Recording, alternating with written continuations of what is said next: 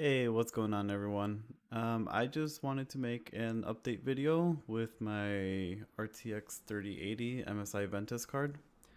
I've been using it for a little over a week now. I got it the day it came out, luckily. Not too much luck. I did have to stand in line for 14 hours overnight in front of a micro center to go get it.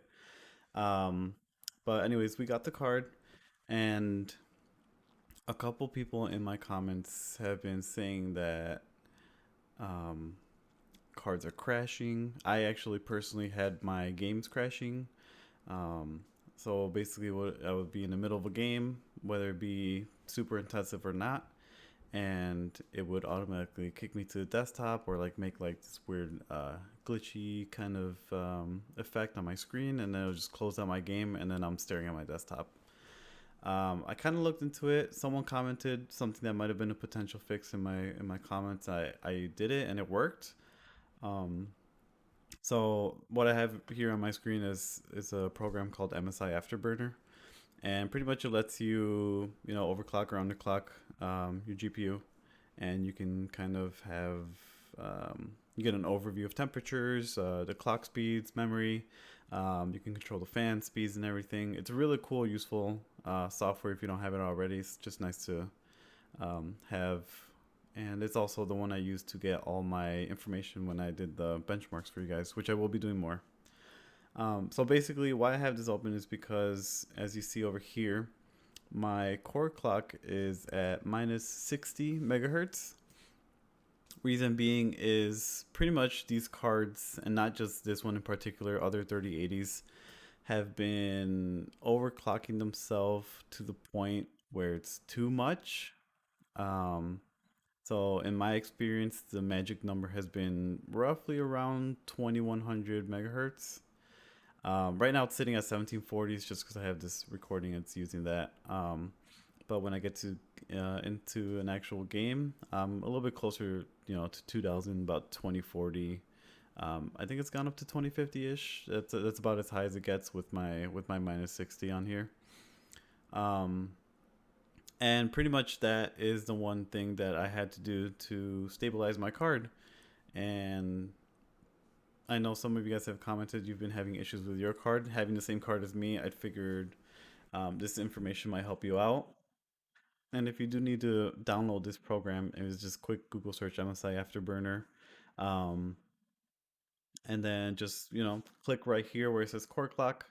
And then just type in the minus 50, the minus 75, and make sure you hit this check mark. So, like, if I do like let's do just minus 55 for an example, I'll hit enter and then hit this check mark so it actually applies.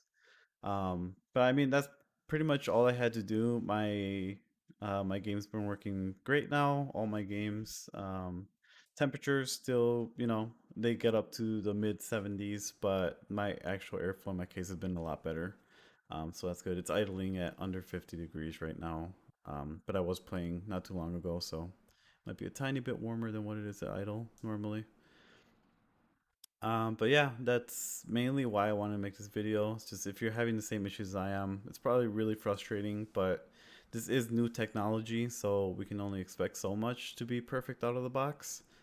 But I figure MSI and all these other graphics card companies that came out with their cards who are experiencing the same problems, they'll come out with a driver. It's just going to limit the speed so it doesn't, blow itself up, and um, we should be back to normal. It does only advertise this boost speeds going up to 1750 as far as when it came default.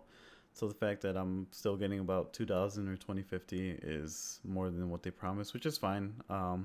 My performance really didn't change from me, bringing down the core clock speed by 55 or 60 megahertz. It really did not change much.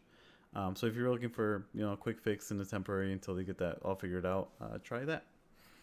But let me know in the comments if you have any questions. I do have all my fans plugged in now, so I know a couple of you guys have been asking me when I'm getting my fans in. Temperatures have been okay. Um, it still gets about 75, maybe like in really high loads. So, like I said, I was playing for a little bit. Um, but it's a lot better now. My case isn't as warm to the touch anymore, so the actual air is circulating a lot better than it was before. But yeah, like I said, if you have any questions, let me know. I will be trying to do a couple more benchmarks for you guys now that it's a lot more stable and I can actually do them. That's kind of why I wasn't able to finish them, because I was having issues with my card. Yeah, thanks for watching.